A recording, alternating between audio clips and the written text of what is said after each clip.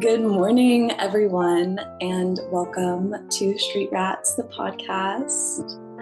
Today, I have a very, very special guest with me.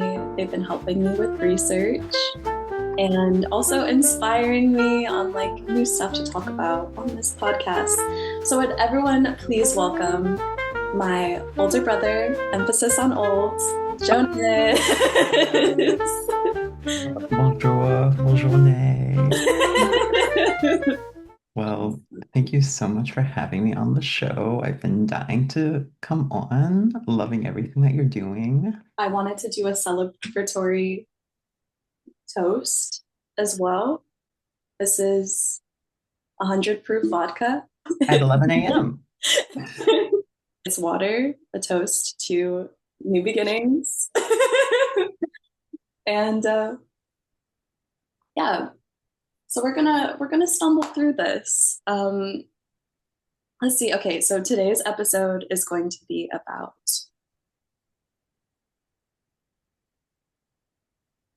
Today. I'm literally okay, like with all the research I've been doing, Jonas, I'm not gonna lie, Yeah. I'm so nervous to mess it up for some reason because I feel like there's such an importance in sharing these stories and kind of our perspective. So, and that cup of milk that I drank last night, it did not help my tummy issues. I told you not to do it. I told you, but you don't listen. I don't listen. The research that we were both doing was actually really good, and I was really impressed by, what you were reading. And I will say, I was watching Paris is Burning, like one of the documentaries we're going to be discussing for my gender and sexuality studies class at college.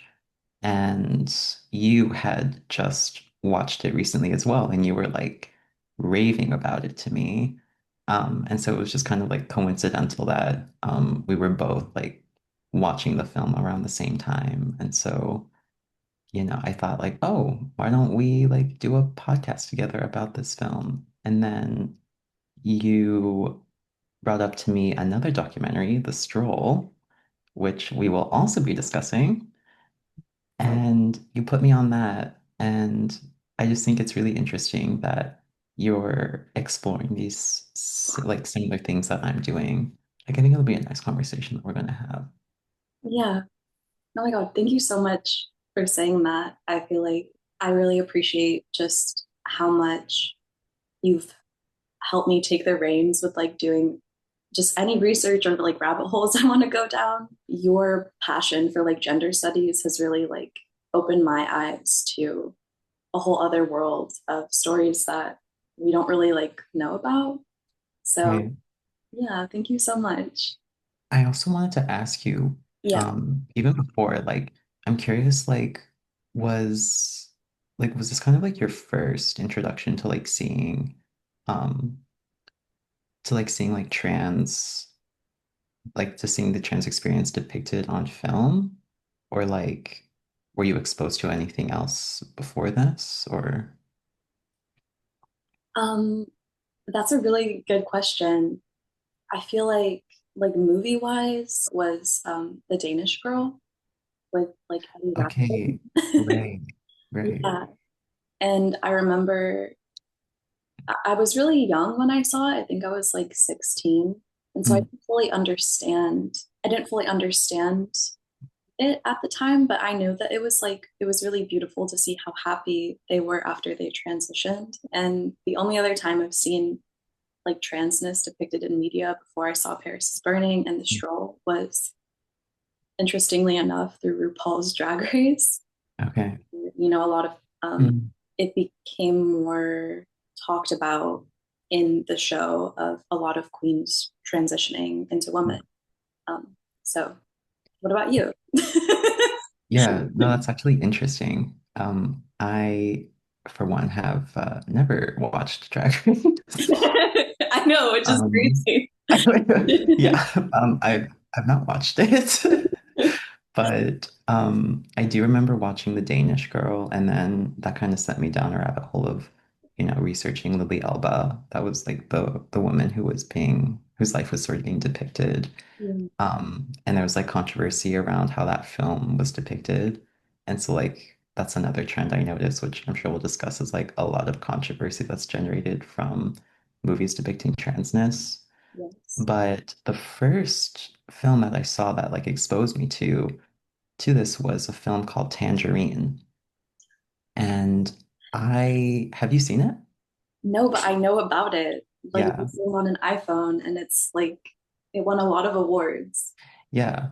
And that was very interesting. And I also think would be a film that would work really well in like our discussion. Yeah. So that was like my first time depicting it, like watching a movie about trans women. And I loved it. But it's also, interesting how that kind of depicted sort of the sex work that trans women, had done. And it's just like an interesting way to kind of how that's sort of like a common motif among like, trans filmmaking. Okay, would you like to get started with our conversation? Yes, please. I'm dying to talk about these documentaries. Like, I'm reading off of Wikipedia. it Let's was let's expected. not compete. I think Wikipedia is really important to just like establish a baseline for like an overall sense of the movie. Paris Burning was made in the 1990s and it was directed by Jenny Livingston. While it was filmed in the mid to late 1980s, it really talks about ball culture in New York City and specifically within the African American Latino communities. Critics consider the film to be an invaluable documentary of the end of the golden age of New York City ballroom scene and a thoughtful exploration of race, class, gender, and sexuality in America. In 2016, the film was selected for preservation in the United States National Film Registry by the Library of Congress as being culturally, historically, or aesthetically significant. Okay, The Stroll is a 2023 American documentary film directed by Kristen Lavelle and Zachary Drucker. The film documents trans history in New York City from the perspective of Black and Latina trans women who had been sex workers in the meatpacking district during the 1980s and 1990s in the area known as the Stroll. The film had its world premiere at the 2023 Sundance Film Festival on January 23rd, 2023 and won a special jury prize for clarity of vision. HBO released the film on June 21st, 2023. So, to kind of establish like the difference in these two documentaries, I wanted to talk about um, obviously both of these films are made in very different time periods, but they're also made from perspectives of two totally different directors. Um, and I wanted to talk about kind of like the difference of what types of like how people format their documentaries are really important for the types of messages that they're trying to get across. Jenny Livingston, she kind of filmed Paris is Burning in like a mix of cinema verite style. Verite films try to highlight the subjective nature of documentary film by calling attention to the filmmaker's presence and voice and dialogue with the subjects, and thus his or her role in actively shaping the text. Livingston definitely had like a heavy hand in um how like the subjects of her film were being portrayed. I do think like, and we were kind of like discussing sort of the controversy around how Paris is Burning was received in the Black and Latina trans community. And this was also something that we had discussed in my class, where the intended audience for that film was probably not the subjects that she was depicting. It was probably the white, like lesbian and gay mainstream culture. Yeah, a lot of people described her crew that came along with her Mm. into these scenes. They were all white. um, Yeah. yeah, I think I wanted to talk about. the different film styles, that there was like direct cinema, which Mm, was just purely like you're just filming what you're mm, seeing and not really putting in any input to the subjects that you're recording. You know, you can see in the film she's kind of like interviewing, like she has her, at certain points she has her own voice in asking the questions mm, of the subjects, and kind of, you can kind of tell in some of the dialogue she's having between them that she has a very, she almost like looks down upon them, especially mm, the trans woman like Octavia St. Laurent and mm, Venus Extravaganza, that there was this new culture in the 1980s, especially in like ballroom drag, where back in the day, um, which Dorian Corey talks about, who's an older drag queen. She talks about how, you know, we wanted to look like showgirls. mm, And then later on, drag was about looking more like movie stars. And then they were saying now today, like the queens want to give the realness of just looking like a model. You can kind of hear within Jenny Livingston, like kind of critiquing them for that, mm, of, you know, why is your dream to be like a rich white woman or mm. things like that. But I think it's, personally, like as I watch it, it's really important for those dreams to be, at least be given space without being critiqued. Because like when we talk about the situations of like the living standards that these women were in, I think it's really important to have the most optimism and have the wildest fantasies, because that's what keeps you going through life. That's what makes like Paris is Burning such like an interesting film to sort of engage with and to discuss, right? Because, like you say, like it's a great sort of time capsule of kind of the scene, right? And it was beautiful and fun and outrageous, and their voices were preserved, right? And what they, what a lot of these queens were sharing was, quite personal and like very vulnerable. Unfortunately, it was sort of screened through sort of the editorial process that Livingston had created for her film. But I do think like the deleted scenes to Paris is Burning are actually like essential viewing if you want to like really um, if you really kind of want to sort of appreciate and kind of like honor, um, what they were sharing and like, what they were discussing and kind of contextualizing it in a kind of more like, I don't know, like empathetic, Yeah, empathetic way. yeah. When I watched the deleted scenes, which is almost longer than the movie, actually, Yeah.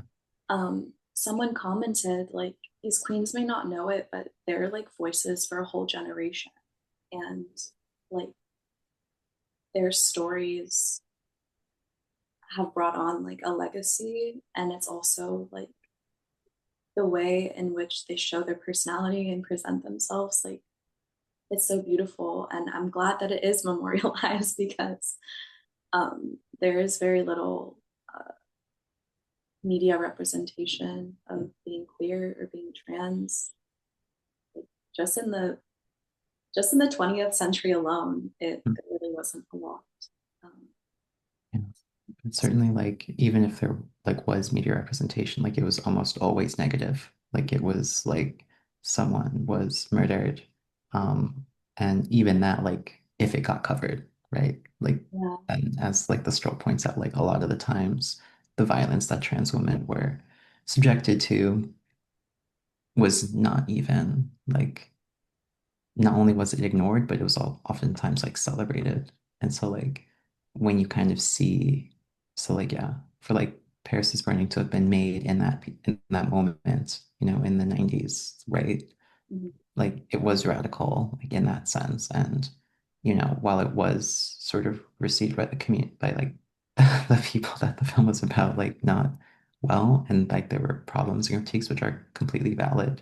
Mhm. Um, I do think like it's important to kind of like hold that space to sort of be critical of the film while also like recognizing kind of the merits that it had. And kind of the impact that it might have, like the positive impact that it might have had as well. Yeah. So, did you want to kind of pivot a bit to the Stroll and talking about the director and kind of her intentions with making the movie? Yeah. Um, what I really like about the Stroll, Mhm. and I think it's an interesting documentary that we're kind of looking at side by side with Paris is Burning, is that a lot of those queens were around during the time that Paris was burning, right? Which in itself is quite rare. I mean, life expectancy of trans women and trans women of color is incredibly low. Like, and so there's like a moment in the Stroll where Egypt talks about it. Like she was 60 years old when that documentary was made, and that was just such like a great like milestone to just be 60 years old, right? Yes. And even in like the deleted scenes of Paris is Burning, like Dorian is like kind of joking about like being, 60 years old, Yeah. like one day, you know, and just like the fact that it was like so flippant, like it was like sad. Because usually, I mean, 60 years old, you're kind of even just like gearing up for like retirement, Yeah. which again is a lot different than the lives that they were living. Like if you were Mm. 15 years old, that might actually be like your middle aged. Yeah. I mean, I think what's interesting about Kristen Lovell, she said that she had ran away from home at 15, Mm-hmm. and started doing sex work, at that time. It was really interesting to see like what Paris is Burning couldn't do that the Stroll could do is like chart a trajectory of the lives of trans women of color. Yes. And it was and I think how Lovell situated herself as a historian and a storyteller really lent the documentary to this style.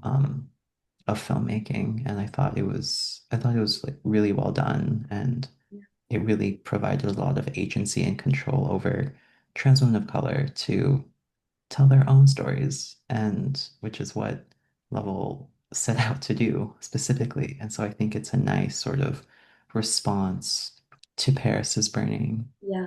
in that way. Yeah. I wanted to say with like the style of the Stroll, it's very like a community told story. And so I wanted to kind of quote from Kristen Lovell herself, or Kristen Lovell. I should have checked the pronunciation. I should Excuse me. have. um, but I love how she says this, that this in her own words. I understood that there was a gap in history that needed to be filled. It was imperative we told the story now and not wait 15 years later. My mission was to tell this story before we were gone, and I could get it right if I was the one to tell it. Her documentary was brought out of a sense of activism as well, Mm. a need to document these women's lives before they were gone and in their own words, because she could have done a documentary herself of her sitting down and being interviewed, but instead she wanted it to a way to reconnect and reflect on these times and really talk about like the history of the meatpacking district. I think that's an interesting thing to discuss, like how the film is titled The Stroll, right? Which which referred to 14th Street in the city in what was known as the meatpacking district because that was where a lot of the meatpackers were, as would be expected. So yeah, 14th Street was where a lot of the queens would perform sex work. This was actually contrasted to 42nd Street, which is Times Square. Um, that neighborhood was where, sex work was going on as well, but more for like a heterosexual clientele. Um, and so it's interesting how like 14th Street was sort of created as like a queer space for sex work and like a response from 42nd Street. And so anyway, I mean, that's something we can get into, but I think it's interesting to look at sort of like the space and the infrastructure that allowed for these sort of like queer like cultures to sort of develop. Yeah. And some, some scholars, discuss sort of this concept. Like these two scholars, Lauren Berlant and Michael Warner, bring up sort of queer counter publics. And they were discussing, I'm trying to find my notes Yeah. because I did really good notes on this. No, I feel the same way. I'm literally like, I know I wrote this down, but like, We did so much work. Well, yes, they were, it's like Vermont and Warner were interested in kind of how these, queer spaces were being restricted at the time and being diminished, um, which the Stroll discusses perfectly. But yeah, these were, public space at, during this time, like during the 80s, like the 70s, the 80s, really went through significant transformations in the 90s and became much more restricted. And so I think we should be cognizant of that. You were talking about how it's interesting of the film titles, the two different films, like their choices, Right. because Paris is Burning is really like meant to represent, a time in history where it was in the 1940s before Germany took over. Mm, And like that, before that time, Paris was a place of like liberation and celebration and freedom. Um, and so it's also interesting that Jenny Livingston wrote it like that because mm, it's like she's like kind of saying like, yes, this is a time of freedom, but it's collapsing. mm. Instead, like Yeah. it has a very like sad outlook on it, which I actually think is the opposite of what these cultures meant to do, which is why I want to go into our next section, which is called Paris is Magic.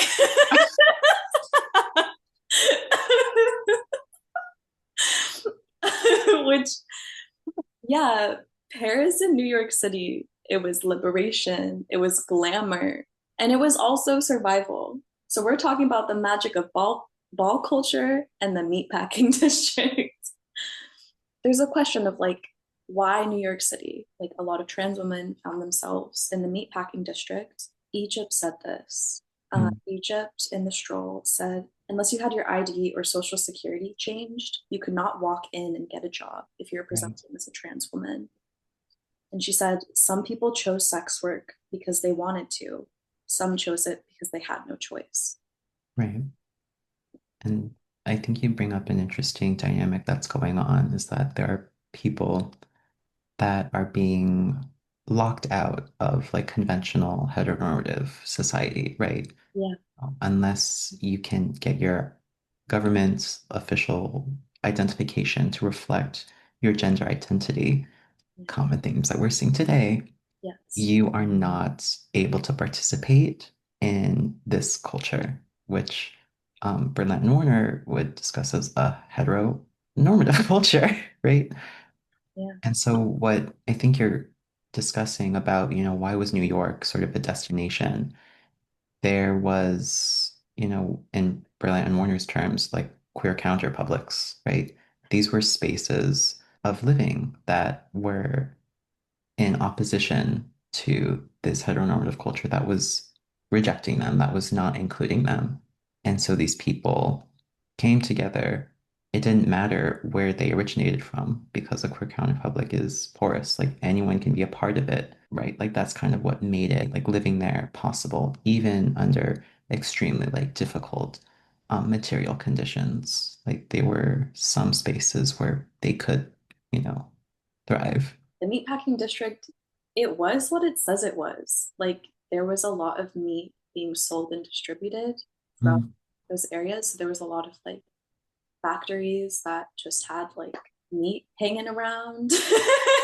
And it was not like a pretty part of the city. It smelled very bad. And obviously there's a lot of like animal blood and animal remains that, just comes from meatpacking. It was like an undesirable place to live, and it was being characterized as like dangerous and violent, and And people but the avoided word it. like seedy.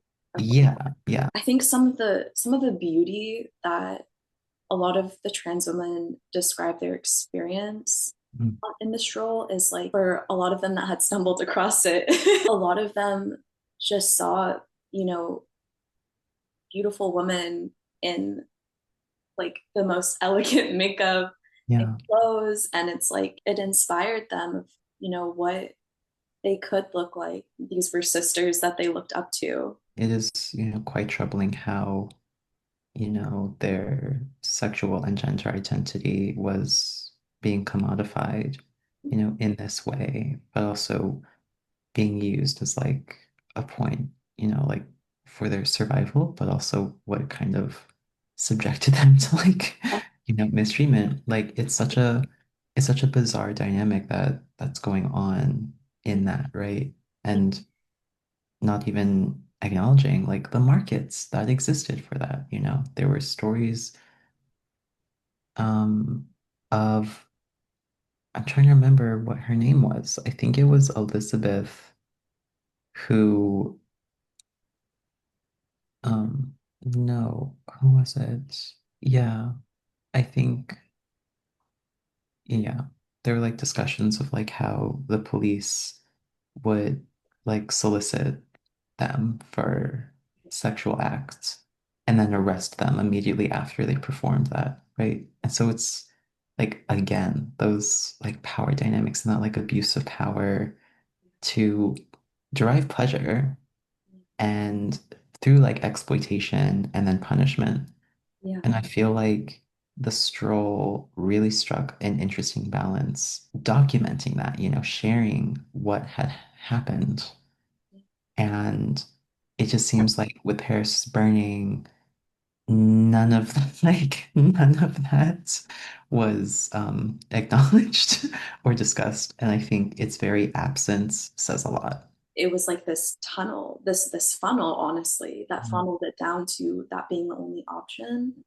And then in as you were talking about with, you know, police intervention into these funnels, into the meatpacking district and where most of this activity was going on, then they're trying to even make that illegal. So it's like, where else can they go?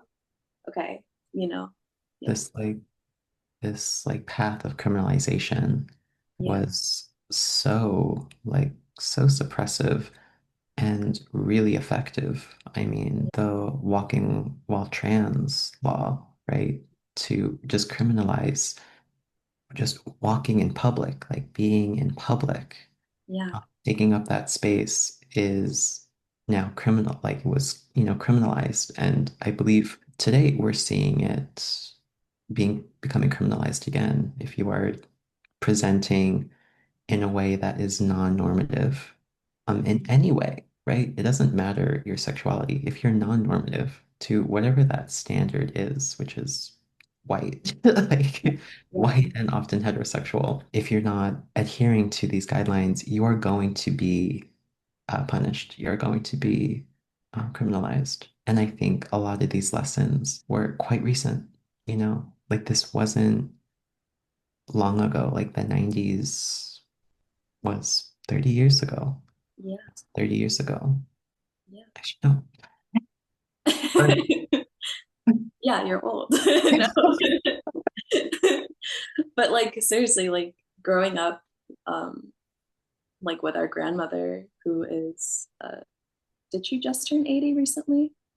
Okay, yeah, she just had her 80th birthday, and she was born in 1945. So her, and she also lived in New York City.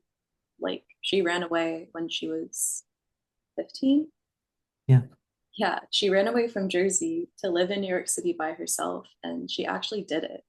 So when she would tell me these stories of New York in the late 60s and 70s and 80s, like it really, I think it's hard for us to put that into perspective, but like to kind of reconceptualize time, mm, um, that truly it was not that long ago, because there's still people that have that were alive during that time. So like our lifespans as well, we also have to keep in mind, like, yes, we might be the youth of today, but so is my grandmother, and so is your grandmother. And eventually, like, we stop becoming the youth and we start becoming the older class that says, I remember way back when, but it's true. Like, it happens to all of us. We all go through the same transitions, like being guppies to being groupers.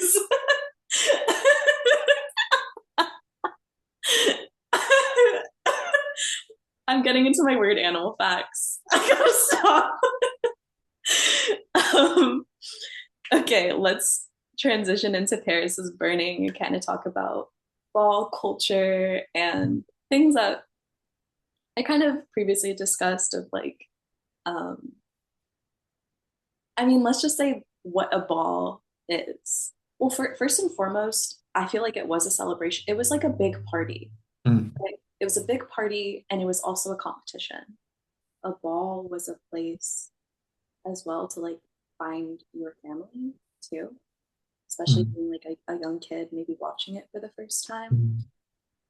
There was like the House of Extravaganza. Then there was like the House of Ninja, which was known for like voguing and Willy Ninja, like being depicted in Paris is Burning. Every time, like I could watch Willy Ninja do their magic for hours. We talk about like the House of LaBeija, of Pepper LaBeija.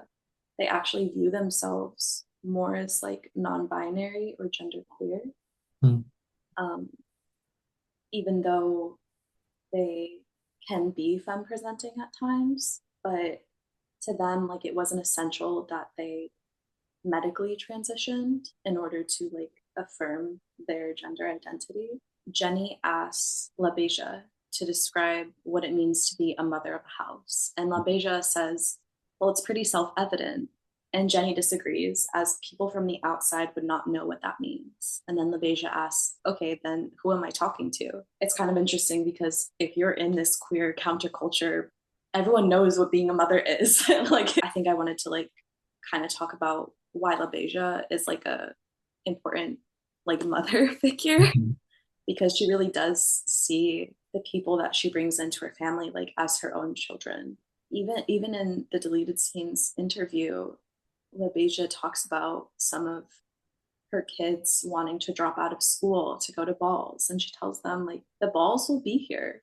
Get an education, finish school, and then you can always come back to these. I think LaBeija encouraging kids to finish school was also encouraging their futures to be less in control of like being criminalized. What I really liked about LaBeija is how she was very like invested in her children, Yeah. and she was also like a father. Like she Yeah. had children, like So had. biological children, right? And and so what I really liked about that is just how, I don't know, new sorts of family, like a new family model was sort of being generated in the ballroom scene. Like they were they were in competition together, but they were also supporting each other. And when you consider like how most of these people were thrown out from their families, right? That's like that's speaking from experience, that's a hard thing to deal with. Like it's not great. Not great. I think that was also interesting how that shows up in the deleted scenes. You Yes. know, it wouldn't make sense to gays and lesbians at that time to be a trans androgynous woman Yeah. who views herself as a mother and a father. Yeah. That does not align with like traditional heteronormative family structures, right? Yeah. And so what I really respect about LaBeija is that she was just living. She was just living her Yeah. life and supporting people like truly as families ought to be. You think about pride, everyone's like, oh, like pride, pride, pride.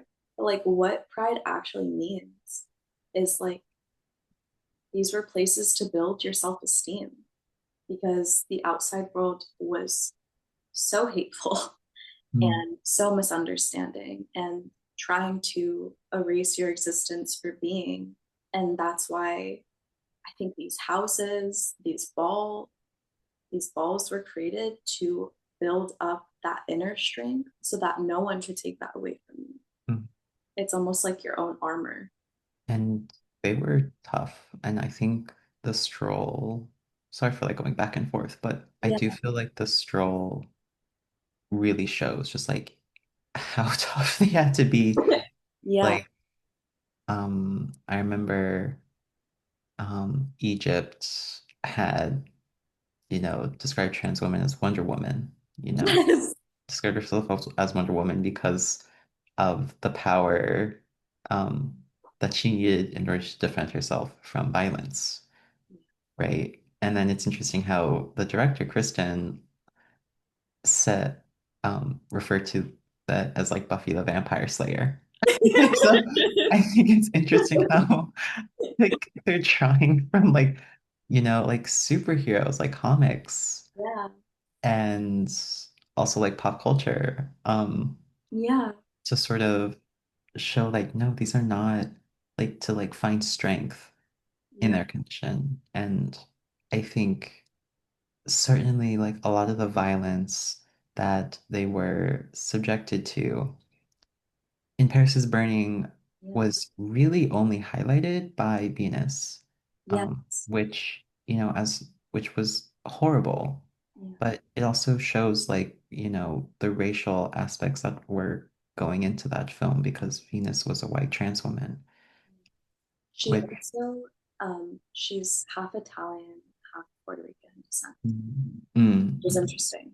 But she right, is like, yes, what would be the correct word? Like white presenting, or she would be white passing. white passing. Yeah. So she's a mixed baby. But yes. um, yeah, like what you were talking about in the stroll, which is probably one of my favorite parts of the documentary, is the film style. When you Mhm. start reflecting on history, it's like almost like a stop motion picture collage.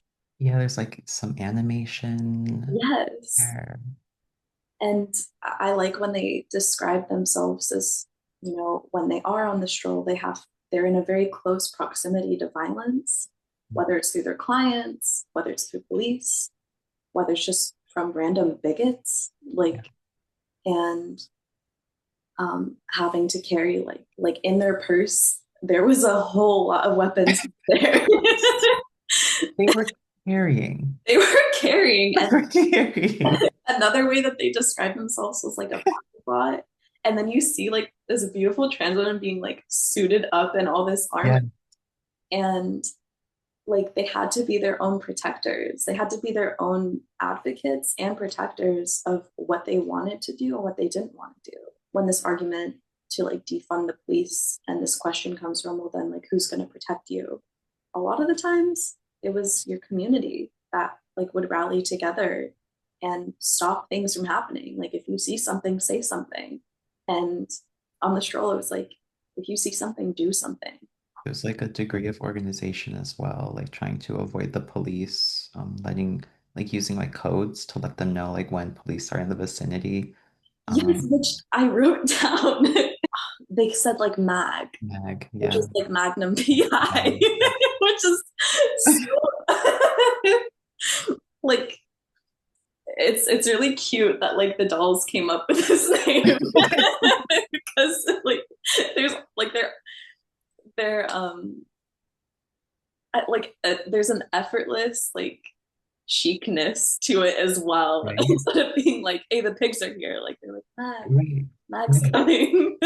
you know I do think that the Stroll did a really excellent job at showing those dynamics and also like not passing judgment um on like the things that they had to do to survive, right? There was one story about, a trans woman's experience in jail.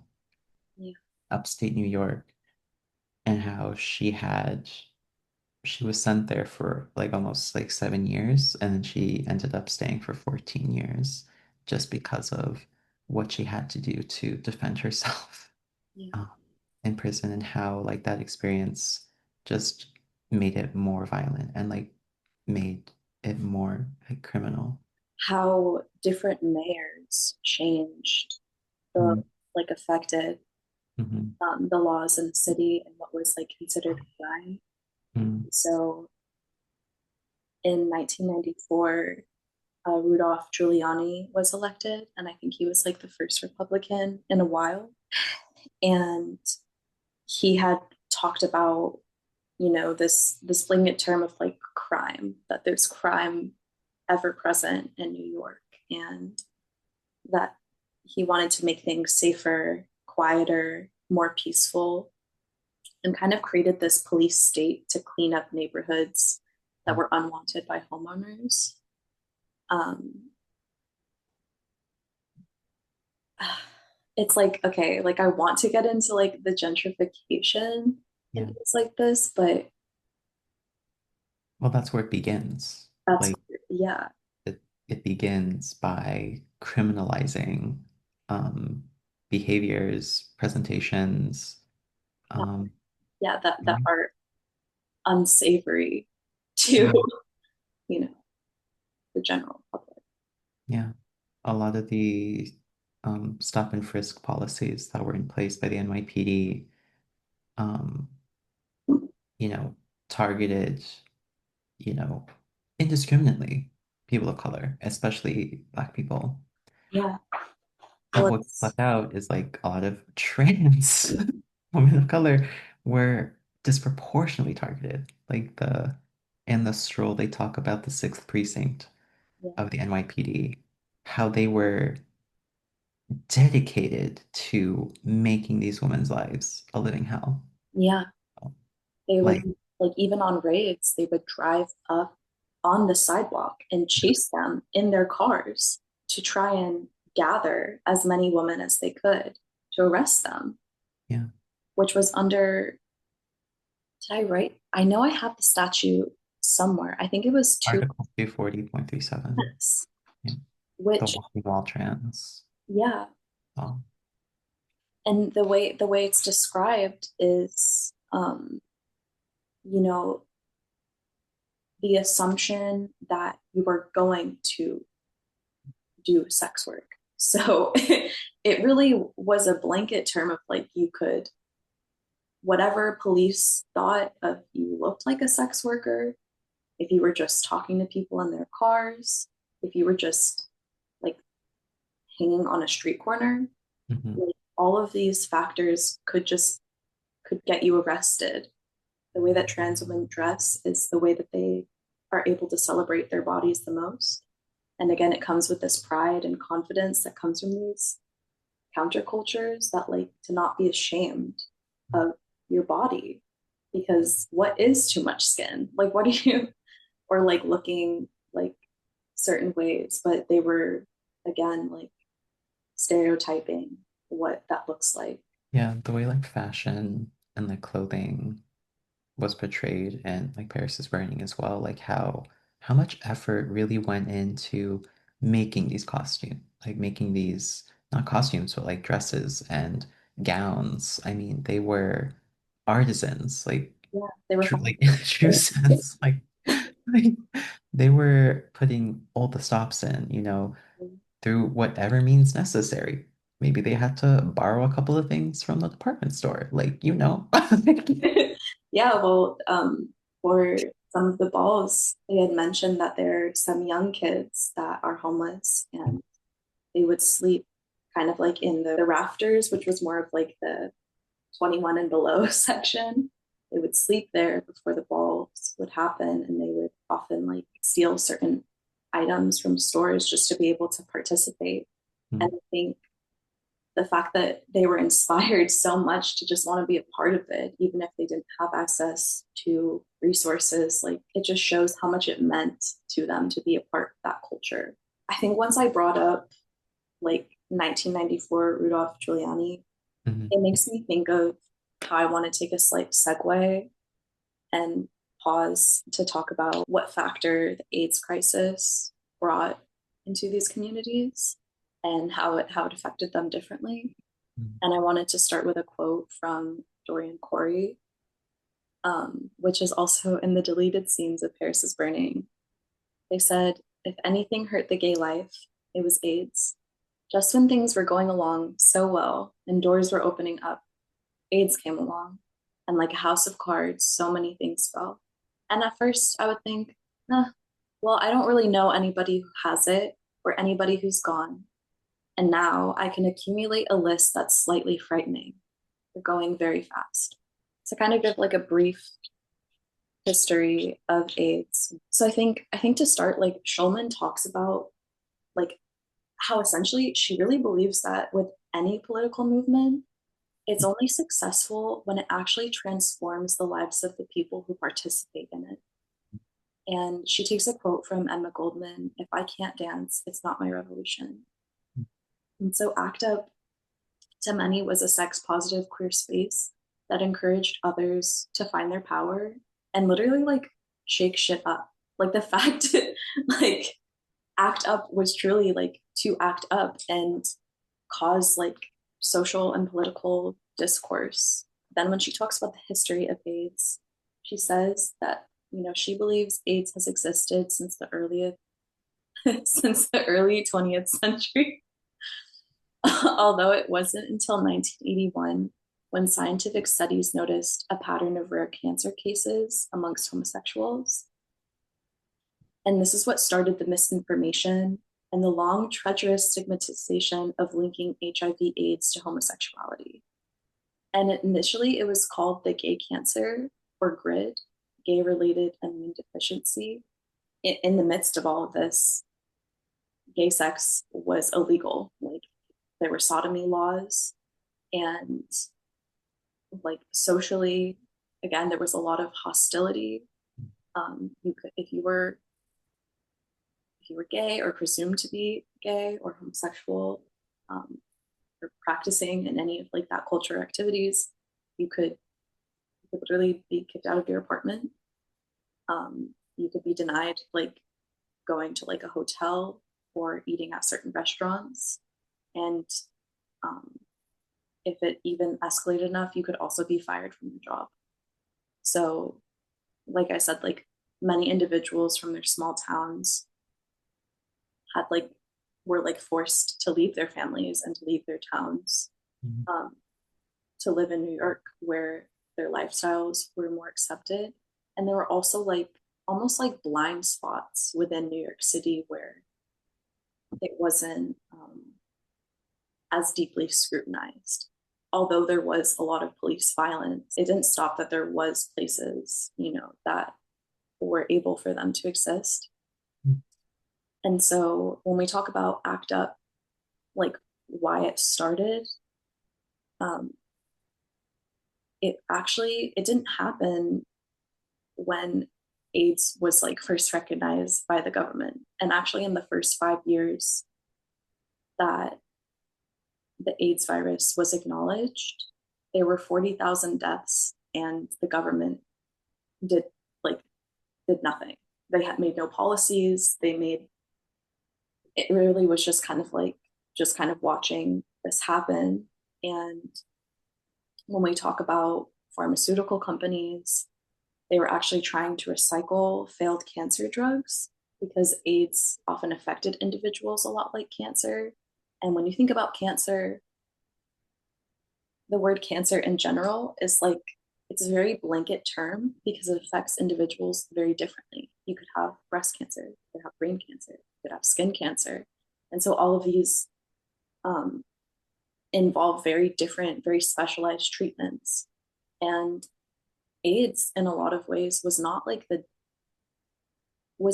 thing that killed you. It actually just like really it stopped your immune system from functioning. So a lot of people actually died, like it was like AIDS predisposed you to a lot of different illnesses. And then if an opportune illness, overtook you, then you would most likely pass away from that illness. Right. And so again, these pharmaceutical companies wanted to find like a cure-all drug of just like a blanket thing instead of really listening and looking at these individual patients to treat, because again, there's when you look at it from a big company perspective, there's not a lot of money in selling individualized drugs, which is evil. So like this was happening. A lot of people were dying, and it wasn't until 1987 when the Supreme Court heard Bowers versus Hardwick, and this basically was a case in which the Supreme Court could reflect on sodomy laws and the fact that it made gay sex illegal, and they basically again did nothing and they upheld it.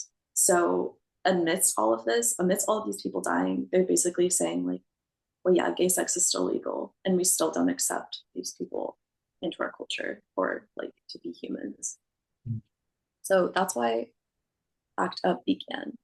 And could you remind me, Jonas, like ACT UP is also like an acronym? Yeah. It stands for the AIDS Coalition to Unleash Power. And yeah, their activism was actually quite remarkable because they were drawing upon civil rights activism, and a lot of those campaigns from the 50s and the 60s, Yeah. um, and then just reformulating them towards, various aims like gay liberation, um, certainly like better treatment and recognition of the AIDS epidemic, Mm. um, and also sort of like eventually sort of like a legal path to sort of like in the Bowers versus Hardwick decision to, decriminalize same-sex intercourse, provide more like legal protections and like housing. A lot of people that like were diagnosed with AIDS. This is before like they had even discovered like HIV, which is the virus that causes AIDS. People could just be like landlords could just like kick people out of their like apartments, like, and then make a lot of these um, people just like homeless overnight. Hospitals were a lot of hospitals like rejected patients. Yeah. There were only like a few like AIDS wards like at a time that would actually like put them like in the hospital. Mm. Like it was crazy. And so I think um yeah, this moment of of the AIDS epidemic, it was kind of like, just like, at its peak, by the time like Paris is Burning was being made. Yeah. Um and so it was certainly like touching these communities, especially because again, like, transmission was also related to, drug use, like intravenous drug use. I think a lot of that's story, and sort of like some issues with ACT UP is sort of their exclusion of, trans women and trans women of color. Yeah. Unfortunately, like Sarah Schulman talks about how ACT UP was predominantly a white cis male group that was outraged. But again, there were a lot of individuals who participated that were people of color Mm. and that were also trans women and trans individuals that were being affected by the virus. And a lot of the young gay men that were part of ACT UP had like little to no activism experience because they really hadn't faced enough discrimination for them to need to do something about it. And so, yeah, a lot of contributions from this movement were actually came from people that were a part of prior movements, like being a part of the civil rights movement and learning how to have like bringing in a lot of rhetoric that Martin Luther King had actually talked about in his letter from Birmingham jail. of like how to create direct action. Right.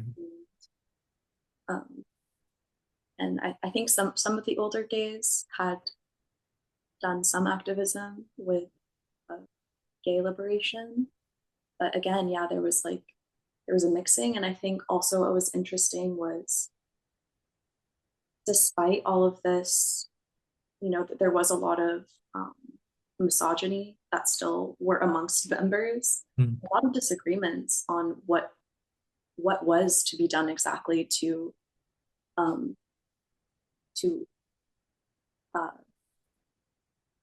help to help the situation that was at hand. But ultimately, there was an agreement by everyone that, if you think that this can help, then you do it. Like, you become the expert in your field and you do what you can to make change. Mm. And that was a way where everyone could kind of coexist while still trying to help in the ways that they thought was possible. And so ACT UP did have a lot of political successes in a short period of time. And one of the most interesting ones was when they kind of changed the public's perception of AIDS victims.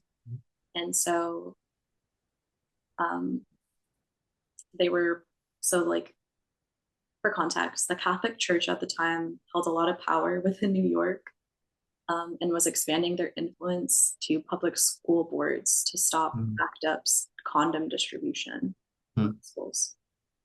And so the action plan was to form an act of civil disobedience and have a silent die-in at a Catholic church. Iconic.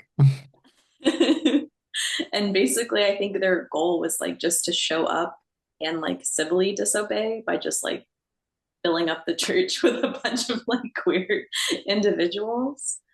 But these plans went to the wayside when Michael Petrellis started screaming, "Stop killing us! Stop killing us! We're not going to take it anymore. You're killing us. Stop it. Stop it." This resulted in others joining in and complete chaos. The police were screaming, people were screaming, people started throwing things. It was crazy. And some people got arrested. And so, like, prior to this event, the media only wanted to cover like cis white men or like emaciated, Yeah. and like they didn't have their family, and they wanted to almost show them like as if they were just like martyrs to this disease. Yeah. As Schulman retells it, the outrage the media reported on ACT UP actually changed the public's views, like, of how individuals with AIDS were affected. Mm. And she talks about a story from Gabriel Rotello's mom in suburban Connecticut, who like called him and said, I talked with my friends, and before this demonstration, we thought gay people were sort of weak and wimpy, but now we think gay people are strong and angry. Which is kind of like, in terms of, you know, how this movement changed things, like they were shaking shit up, and they were not letting a lot of things, a lot of these crimes go just under the radar. Um, so they couldn't be silenced. Right. And so, kind of coming back to how um,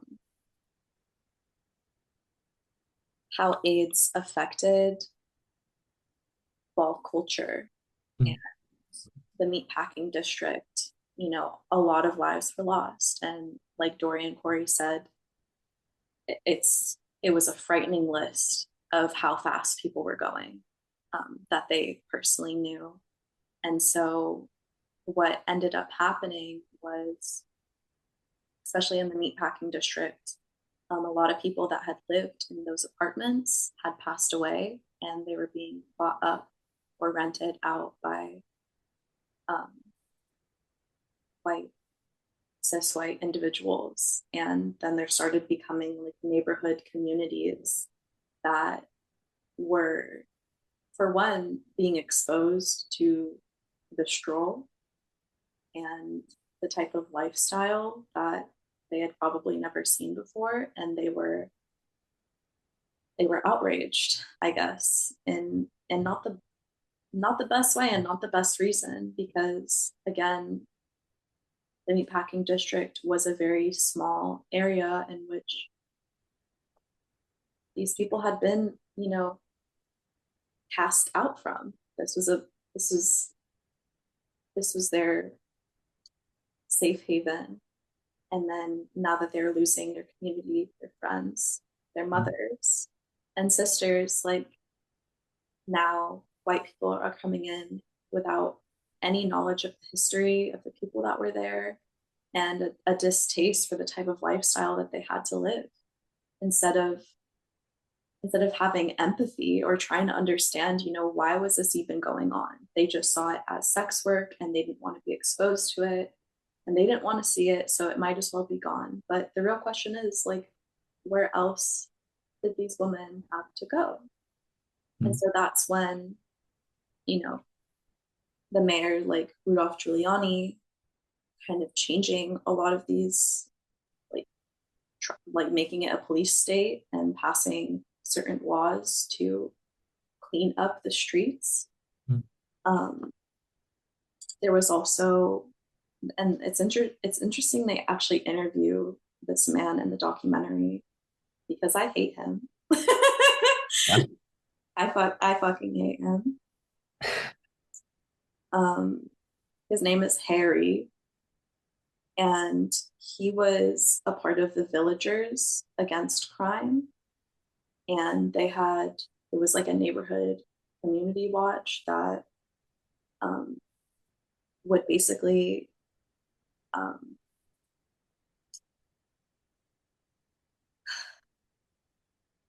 how is, like, okay, because they would also hang banners along the bridges in which you would enter the meatpacking district that said "Johns and hookers beware." And basically they would, and again, this is so interesting because, Harry himself talks about how prostitution is a victimless crime, which I don't necessarily agree with, that it's a victimless crime. Obviously, listen to the podcast. We're talking about it. But Harry believes, people living in the neighborhood are the victims. And that's when I shed a very, very fake tear of glitter for how hard his life must be to see people fucking, when he's obviously not. And so these people in part of the neighborhood, they were watching cars that would come in. They would write down their license plate. You could actually call the DMV and for like a small fee, you could get information on these people. And so then they were finding where these people lived, where they worked, and they would give them a call and say, "Hey, I saw that, me and my neighbors can say that we saw you here." Yes. And they're like, if you don't want your wife to know, or if you don't want your job to know, then stop coming. And so they were threatening the clients that were coming in and supporting, these women. And again, I'm not saying that sex work, but it's more like sex work was a reaction of, like, the only way that these women could sustain their lives. And a lot of them were still homeless. A lot of them were sleeping in movie theaters, like abandoned movie theaters, or on railroad tracks, or they built these little towns that were just like shanties that were their own rooms, and that were on like the side of the pier of, encampments that,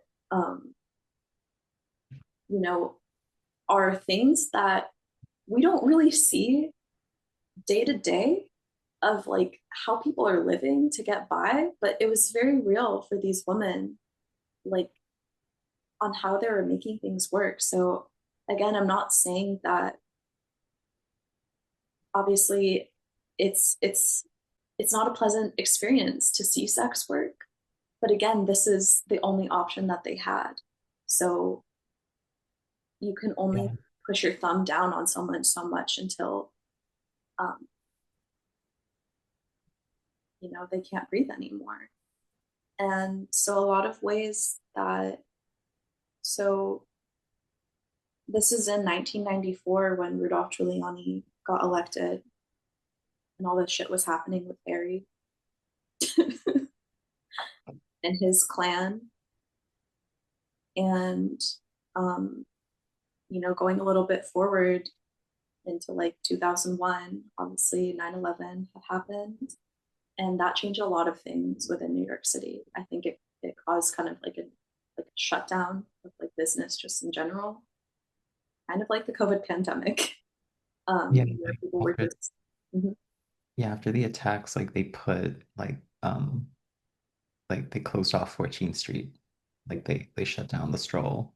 yeah, Um I mean, yeah, you just brought up like so many like interesting things about the Stroll. Like it that documentary really kind of went into like the historical sort of context that really changed sort of the world of the ball scene that was depicted in Paris is Burning. yeah, Um, I mean, yeah, like because these like they were occupying like they were in like a neighborhood, like they had um, their own community, right? And then that was being like attacked not only by like state government, but by like the other people who were then gentrifying that neighborhood. yeah, And like that's what's so like incredibly sinister about gentrification. And Berlant and Warner in like their article Sex in Public, like they were recognizing kind of what was going on like at the time, like they were seeing these changes being made and they were identifying how it was going to have an adverse impact on the queer community. Like um there was also like a zoning text amendment that was passed, which made like any like sex shops, there are like all sorts of like stores like that were catering to like, clubs, yeah, safe again, safe spaces for queer counterculture to exist. Like they were taking them down. yeah, gay bars, like all those things, they had to be like removed. They couldn't be displayed, and they could only be like in certain areas of the city that were um like away from everything else, right? And so it made it, more dangerous and more vulnerable for people to support those businesses Yeah, in that way. And yeah, like as you were like about to get to like with 9/11 yeah, really had like marked kind of a seismic shift in how the city was going to become like afterwards. yeah, yeah. Um, that's I just love the way you think. Like slight side. I really love just how you're able to like integrate my notes into like that worldly perspective. Yeah, I appreciate that because we're going to Yeah, talk about perfect. You're doing great. I'm just here like, damn, like yeah, like you're because now we're going to talk about another person I hate, Mike Bloomberg. What is it with these cis white men having the most boring names? Forgettable. So, what's interesting about Mike Bloomberg? He was um, a he was billionaire. endorsed by oh what?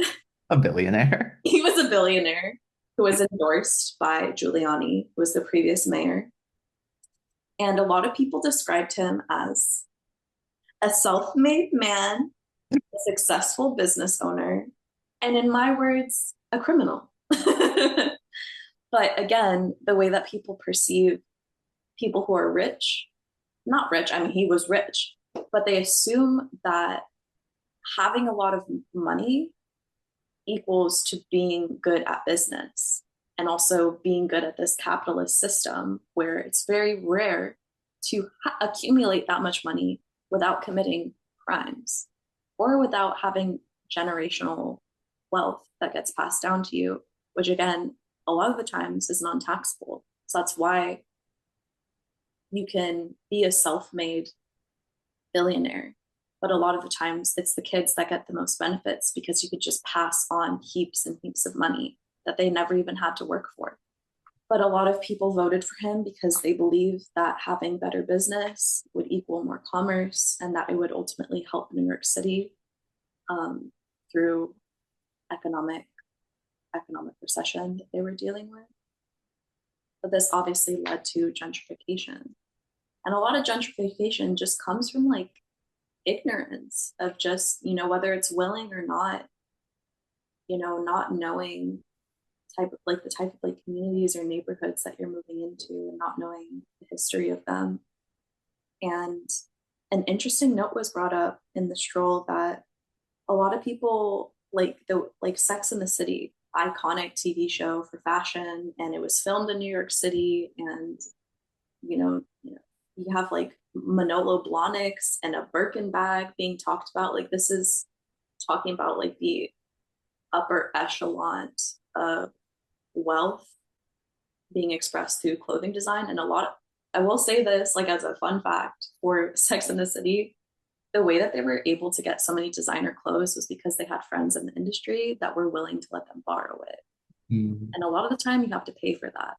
But because of the circumstances of having friends, they were able to show that much in the show, which is why it's kind of iconic. And But also, wasn't it set in like the meatpacking district? Like she had an apartment girl, there. did you read my notes? My notes. Oh, Yes. Samantha moved to the meatpacking district and they like were describing it as like dangerous and like a seedy area. And um, so the way that they were depicting it was like not in the best light of just, oh, this is just again like this idea that I believe Bloomberg was perpetuating, that where there is counterculture or discourse, that's where violence will be. Mhm. So places that have graffiti or places that have, um, people loitering even are places that could be potentially violent situations. So let's just arrest the people that are congregating in these places to just take away the inclination of violence altogether.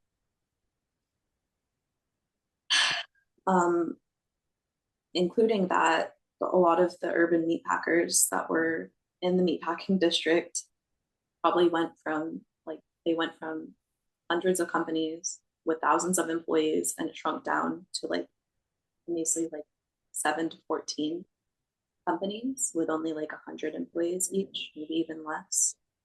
Um, and again, that changed kind of like, well, there's a lot of empty buildings, um, and there was a lot less production coming from there. So I'm assuming it smelled a lot better. There was a lot of less like animal byproduct. And basically the meatpacking district went from, as people would describe it, like this gritty film noir place where, you know, there's like beautiful women and there's also kind of kink clubs and obviously like there's sex work happening, but it's like a mystery. And it kind of got turned into Madison Avenue. Um, it was from the film, and I was like, okay, like this is why I'm rebranding as Street Rats. Because even though I was named after that street, like I do not um We don't claim. I don't claim, we're not affiliates. Unless no. um and yeah, so the meatpacking district, it totally rebuilt. There's luxury apartments and name brand stores and places where you can buy fancy watches just to tell the time. And so when um, Kristen, Kristen Lovell brings one of her friends, one of her sisters that used to work, that used to walk the stroll with her, they were standing there and they're looking around and they're like, is this the same city? And is this even the same meat? Like you, it's almost like going back to like your old childhood home and it just got bulldozed and now there's like a McDonald's and Macy's Mm. conjoined over it. Like it, Right. there's no sign of what it used to be. And which is why this movie was so, why the stroll was so important. And even a like brief photos that they had, small videos that they had, like there's very, very little documentation from that time, but to even put it together keeps what it used to be alive. And Bloomberg passed another law called Operation Spotlight. And so um, basically, aside from that, we were talking about like the walking while trans law, where you could just be arrested for looking like you're going to solicit sex work. It then he then passed this Operation Spotlight was like um, 3 arrests, or like if you got arrested just 3 times for um, walking while trans, you could be sent away to prison for longer than a year. And so it basically took these women that were outcast into the meatpacking district, and then they're cleaning up the streets by just putting them into jail, making it legal to put them in jail and keep them away from the public eye. And it made their streets prettier and made the prisons more profitable because obviously there's prison labor that is Right. cents on the hour. And a lot of girls initially went to Rutgers Island, which, again, like walking in as a trans woman, it's a very unsafe place. And a lot of the times you'd be placed in alternative lifestyle housing, Mhm. um, literally to like, it's interesting that the prisons decided to do this because in a way they were protecting a lot of these women and a lot of queer people that were being arrested and putting them in their own kind of sanctuaries where maybe less violence could be had. But one of the girls talks about how her experience with these new law changes, and some of the girls talk about being arrested for the walking while trans law um, up to like 70 times. Like it was nothing. Like you would spend a weekend or you would spend a couple of days in jail and then you would get back out in the street and start working again. But so the fact that it was put at 3 was like a systematic way to move to get these women out of the places that was their home. Yeah. Um, and one of the women talks about how she was tired. She was tired of selling herself for sex. She's like, there's only so long that you can be face down, ass up, making money. Um, and she ended up selling drugs instead. And she got not jail time, she got prison time. And she actually got sent upstate instead of Rutgers Island. And upstate, it's really sad to describe this, but it's part of like trans history, but like it was very racist. It was very violent. And as she described it, she became a very violent person because she was afraid. Um, and she basically, again, going from the streets to prison, like she had to be her own protector.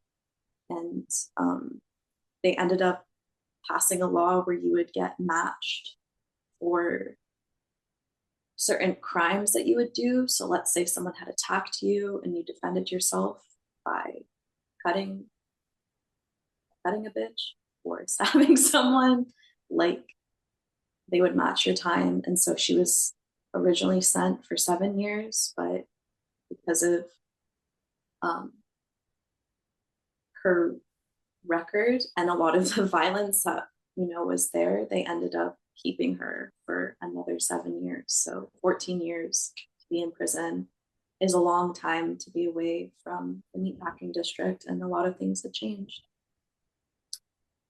Um, some quotes.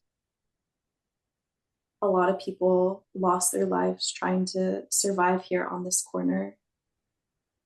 I can't believe the things we had to do. I hate this place. I want to go home. And um, Kristen Lavelle is with their sister, who like breaks down crying and like just standing in the middle of like a place that looks like Madison Avenue that literally did not used to be that. It's really, I guess it really shows like how just really how hard it is to almost like keep your crown on without it falling, because there are so many, there's just so much erasure of trans history, and it is hard, and it shouldn't. I don't think, I wish that sex work didn't have to be an option for them in the first place, because there is a lot of things you have to mentally prepare yourself for, and there's a lot of violence in it. And yeah, it makes me cry every time I watch that part, because you know, having to struggle with like homelessness myself um, at a young age, like I can't believe some of the things that I was exposed to, that I would not wish it upon anyone. And at my age, people were treating me like an adult when I was, in my own mind, I was still a child. So um, it's really important. Like these stories are just so important to share, because it could be your history too. And if you don't know where we've been, then how do you know where we're going? You're absolutely right. I mean, it's just like, um, I think there's sort of like, uh, I don't know, like a distance that people have, that people take for granted, a lot of the progress that has been made in queer and trans rights, um, which is now currently being unwound, is going to make life and has already made life incredibly difficult, if not impossible, for people. And I think, you know, like coming at it from that experience, being able to sort of really empathize with that because, it was something that, particularly touched you is, it's really hard to sort of, formulate and sort of explain to people that, fortunately do not have to go through that. And so I think, you know, this kind of brings up like a question, like where do we go from here? Like what, you know, we've seen these two documentaries, we've discussed the historical context around them and a lot of the changes um, that, have transpired since. And it kind of makes me wonder, like, what are we able to do to meet this current moment that we're in? You know, how are we going to create sort of like our own sort of counter response to a lot of the repression and violence that is continually being subjected upon queer people, trans women of color, how this is like, these are questions that I'm kind of struggling with now to think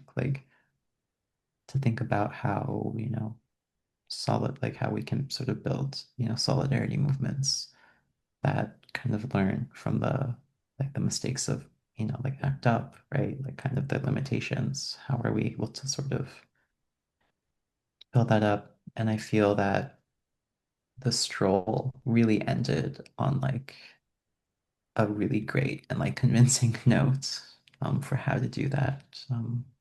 I particularly enjoyed um, Cayenne's initiatives that she did. She founded like a nonprofit to create a housing complex for homeless trans youth in New York.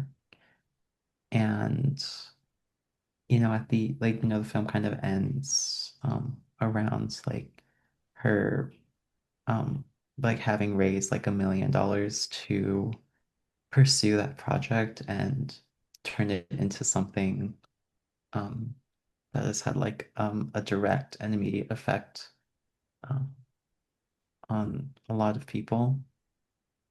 And so I think that makes The Stroll to me like an incredible documentary. And I wish that Paris is Burning was directed towards those activist aims. But yeah. Yeah, the stroll is very powerful for me. It became more powerful to me after all this research and rewatching it. It meant even more because same names that were in Paris's Burning got brought up in the stroll, like Octavia Saint Laurent. She fortunately ended up having, a longer life than Venus Extravaganza did. And in Paris's Burning, I think maybe the only it's interesting that Jenny decided to keep that part in the movie. Um, was uh, documenting Venus's murder. Um, that was most likely sex work encounter and being out that she was trans, and a man being very angry because she had described earlier in the movie an instance where she had to jump out of a two-story building to protect herself.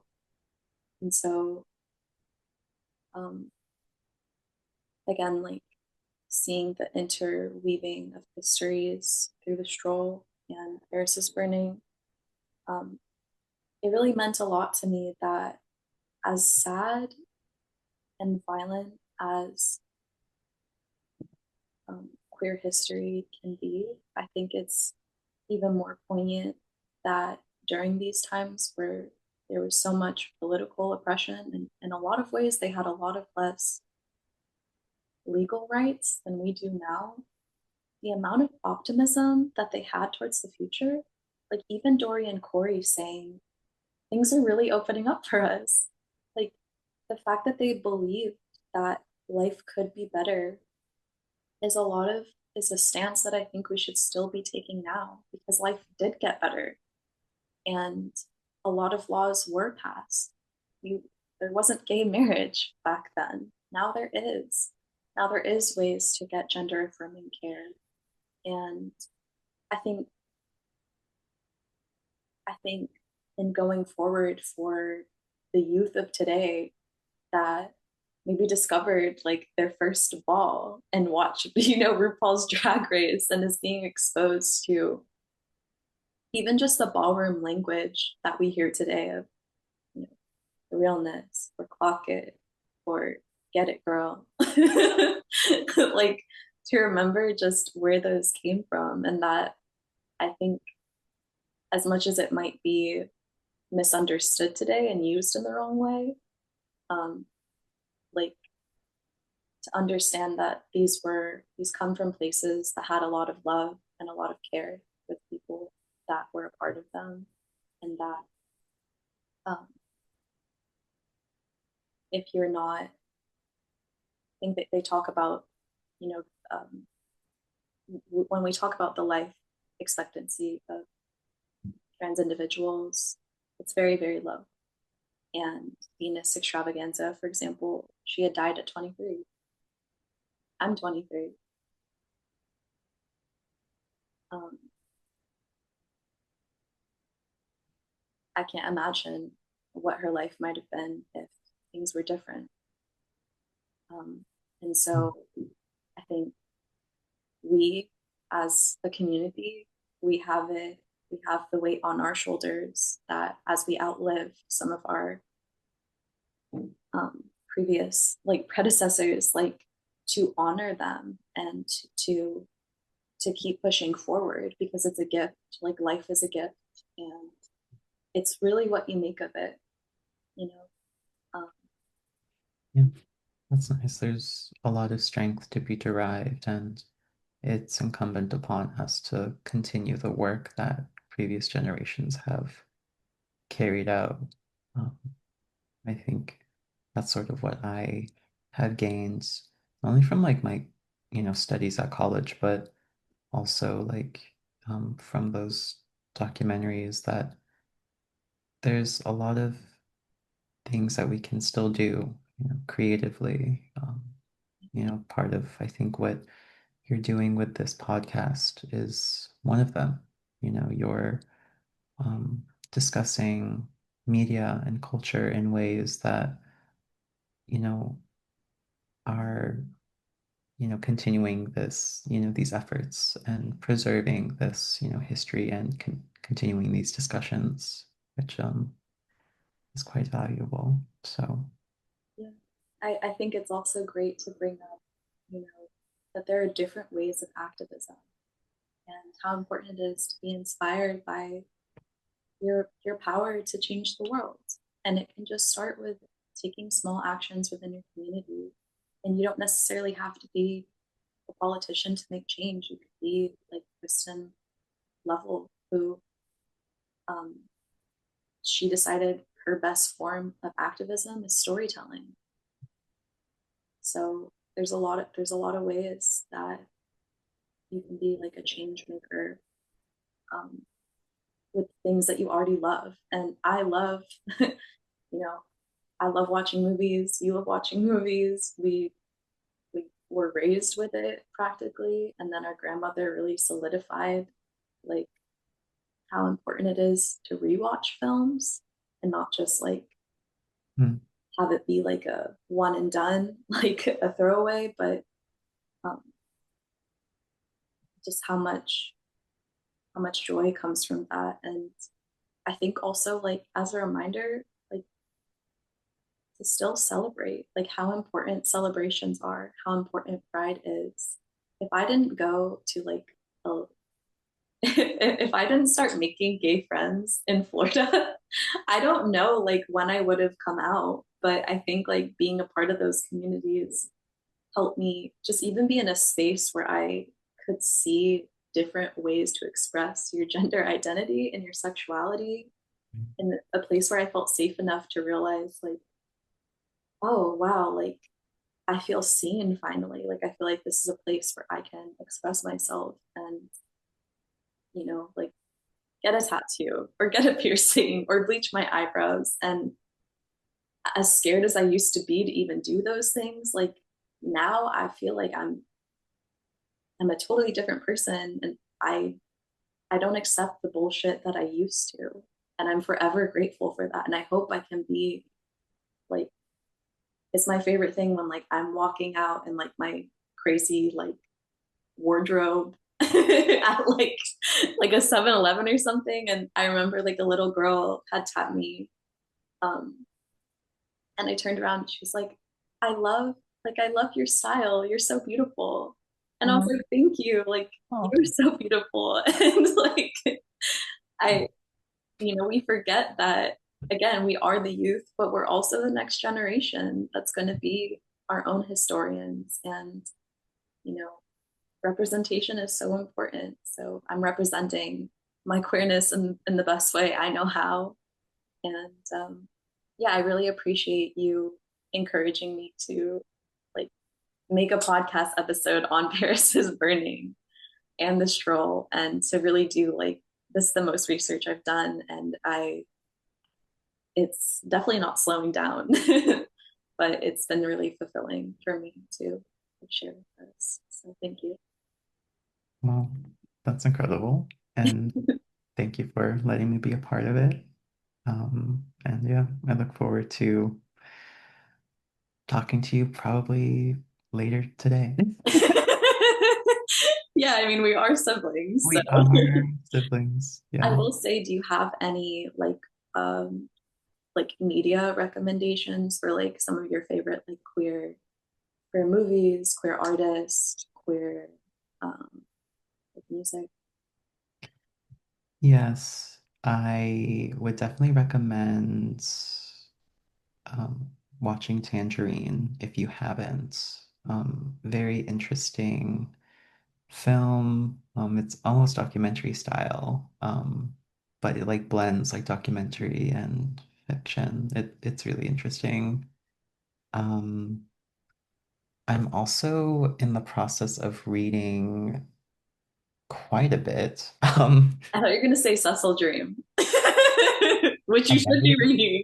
I am reading Cecil Dream. Actually, if you haven't been put on it, read Cecil Dream by Theodore Winthrop.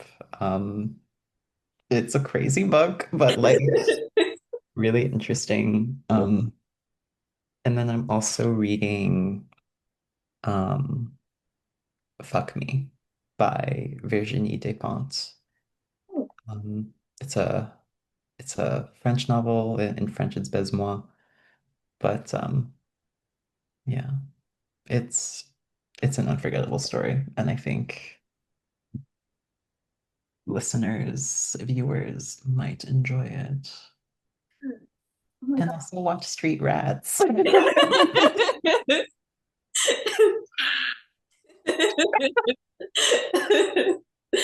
Yes, thank you.